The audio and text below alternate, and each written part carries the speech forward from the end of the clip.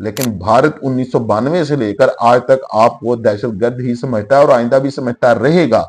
आप जितना मर्जी लट्टू हो जाए, जितना मर्जी उसको अपना भाई समझ लें या जो मर्जी समझ लें, लेकिन वो रहेगा आपका दुश्मन ही। आज वो आपको पाकिस्तान के खिलाफ इस्तेमाल कर रहा है तो फिर कल को आपकी कमबख्ती भी आएगी, लेकिन कल को आ नहीं सकती, क्योंकि आप जितना मर्जी इस्तेमाल हो जाए पाकिस्तान का एल भी नहीं उखाड़ सकते। अस्सलाम वालेकुम दोस्तों।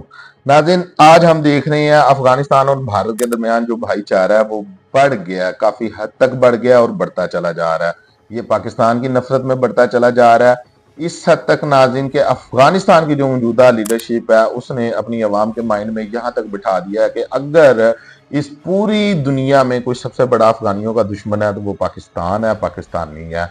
लेकिन नाज़रीन, यहाँ पर अफगानियों के लिए एक सवाल पैदा ये होता है कि जो आपको दहशतगर्द सारी जिंदगी समझता आया है, जो आपके मुल्क से सारी जिंदगी नफरत करता आया, आपका उस मुल्क के बारे में क्या ख्याल है?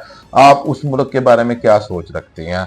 आप उसके साथ भाईचारा किस तरह बढ़ा सकते हैं जो 1992 से लेके 2025 तक आपको दहशतगर्द डिक्लेयर करता आया, जो आपके मुल्क से इस हद तक नफरत करता आया कि सारी जिंदगी आपके बारे में वो यही सोच रखता आया कि जो अफगानिस्तान में पैदा होगा वो दहशतगर्द ही होगा, जालिम ही होगा।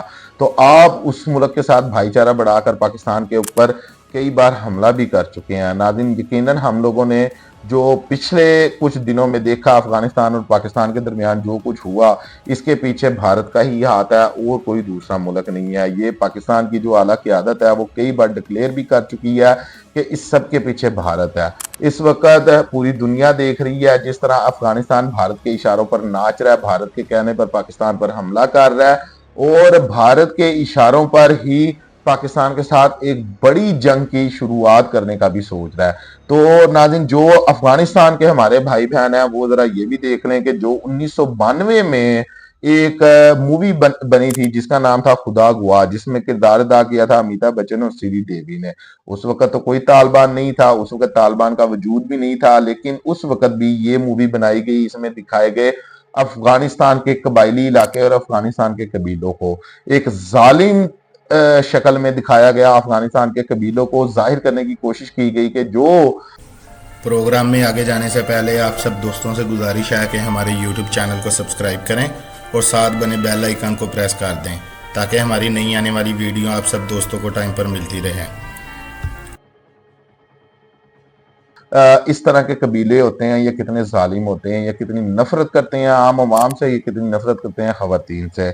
इसके बाद नाज़रीन 2003 में एक मूवी बनाई गई, ये भी भारत की तरफ से बनाई गई, जो अफगानिस्तान का बहुत बड़ा हमदर्द है, अफगानिस्तान का बड़ा भाई है।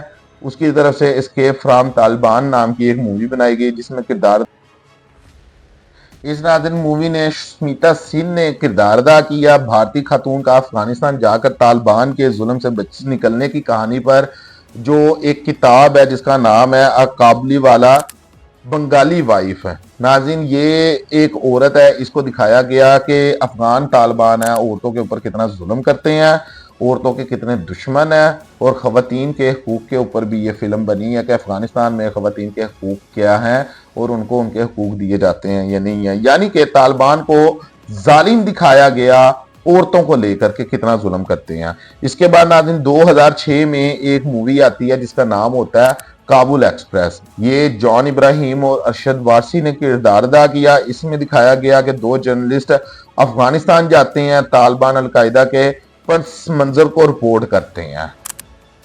इसी के साथ साथ नाज़रीन जो अफगान तालिबान है उसके पस मंजर के बारे में दिखाया गया इस फिल्म में, यानी कि काबुल एक्सप्रेस में, कि ये लोग दहशतगर्द हैं और दहशतगर्दों को ट्रेनिंग भी देते हैं।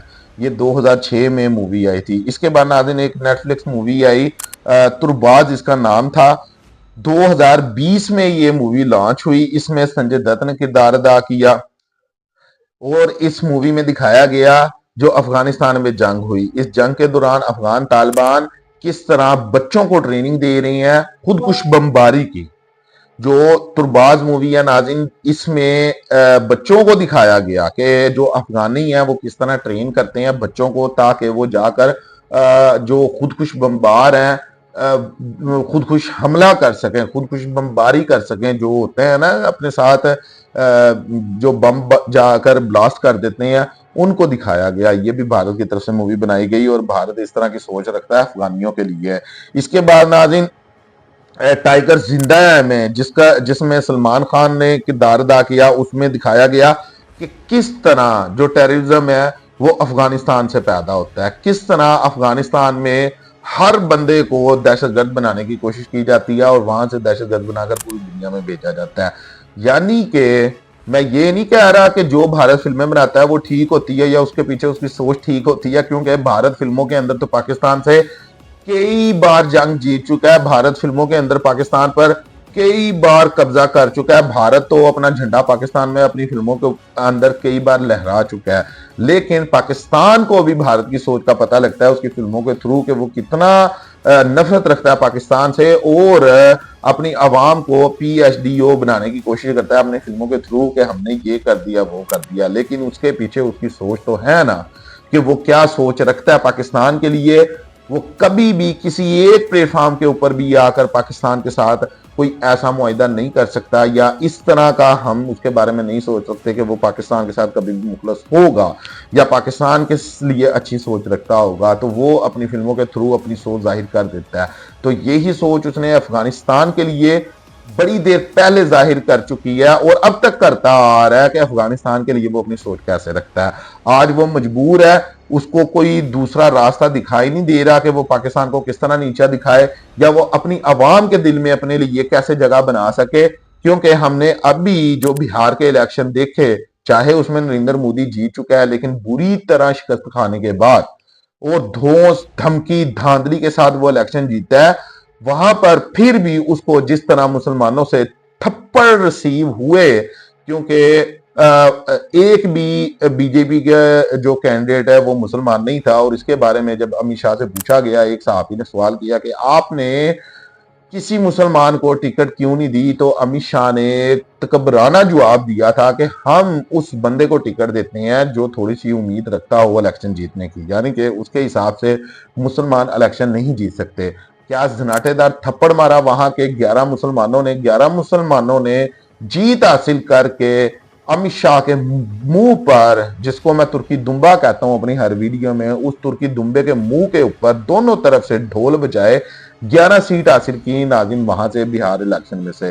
तो यहां पर भी हम लोग ये देख रहे हैं कि अब अफगानिस्तान से इतना प्यार मोहब्बत इसलिए हो रहा है, अफगानिस्तान उनका जो कल तक दहशतगर्द था आज वालिद मोहतरम, अच्छा वालिद मोहतरम इसलिए बन गया नाज़रीन, वालिद कह लो या जो भी कह लो आप लोग, इसलिए बन गया क्योंकि इंडिया के पास कोई चारा नहीं है। बराह रास्त इंडिया पाकिस्तान से जंग फिलहाल शुरू कर नहीं सकता क्योंकि उसे बहुत पिटाई हो चुकी है, बहुत पिट चुका है भारत पाकिस्तान के हाथों। अब वो सोच रहा है कि मैं इस तरफ और इस तरफ दोनों तरफ से पाकिस्तान को घेरूं, एक तरफ से अफगानिस्तान घेरे, दूसरी तरफ से मैं घेरूं और पाकिस्तान शायद फिर कंफ्यूज हो जाए, पाकिस्तान अंडर प्रेशर आ जाए, पाकिस्तान को पता ना हो कि इस वक्त करना क्या, अफगानिस्तान से लड़ना है या पाकिस्तान से लड़ना है। जबकि हमारी जो असली की आदत है वो बार बार इन दोनों बच्चों को समझा चुकी है, कह चुकी है और बड़ी मर्तबा प्रैक्टिकल करके भी बता चुकी है कि भाईजान हम आप दोनों से एक वक्त में लड़ सकते हैं और आप दोनों का मुंह तोड़ सकते हैं। लेकिन ये वीडियो मेरा इसके ऊपर नहीं है कि हम क्या कर सकते हैं क्या नहीं कर सकते, ये वीडियो मेरी इस चीज़ के ऊपर है कि वो अफगानी, पाकिस्तान ने तो आज तक अफगानिस्तान के ऊपर कोई वीडियो नहीं बनाई, पाकिस्तान ने तो अफगानियों को दहशतगर्द नहीं कहा सिवाय एक मखसूस तबके के जो पाकिस्तान दावा करता है TTP, जो कि कई मरतबा पाकिस्तान में जो बम ब्लास्ट हुए हैं या दहशतगर्दी के वाकयात पेश आए हैं उसकी जिम्मेदारी कबूल भी कर चुकी है। तो पाकिस्तान तो उस चीज को लेकर, उस मखसूस तबके या उस ग्रुप को, उस नेटवर्क को लेकर अफगानिस्तान से डिमांड करता है कि आपकी सरजमीन पाकिस्तान के लिए इस्तेमाल होती है तो आप इसके ऊपर इस तरह का कोई काम करें कि ना आपके मुल्क में कोई दहशतगर्दी हो, ना आपके मुल्क के ऊपर ये इल्जाम आए कि आपने दहशतगर्दी करवाई है और ना ही हमारे तल्कात खराब हों।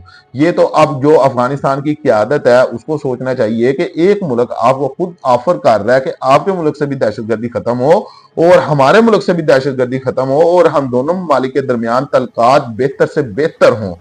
अफगानिस्तान भी इस्लामी मुल्क है, पाकिस्तान भी इस्लामी मुल्क है, वहां के रहने वाले लोग भी हमारे भाई हैं और हम भी उनके भाई हैं। तो ये तो उनको सोचना चाहिए कि एक मुल्क खुद आपको हर किस्म की पेशकश कर रहा है कि आप भी तरक्की करो, हम भी तरक्की करें, आपके मुल्क में भी अमन आए, हमारे मुल्क में भी अमन आए। एक मखसूस जमात, एक मखसूस नेटवर्क इस तरह का है जो दहशतगर्दी में मुलव्वस है और वो बहुत मरतबा जिम्मेदारी कबूल कर भी चुका है। इस सब के बावजूद अगर अफगानिस्तान उसके बारे में नहीं मानता या अफगानिस्तान उसको सपोर्ट करता है तो फिर पाकिस्तान का हक बनता है कि वो अफगानिस्तान की मुखालफत करे। लेकिन भारत 1992 से लेकर आज तक आपको दहशतगर्द ही समझता है और आइंदा भी समझता रहेगा।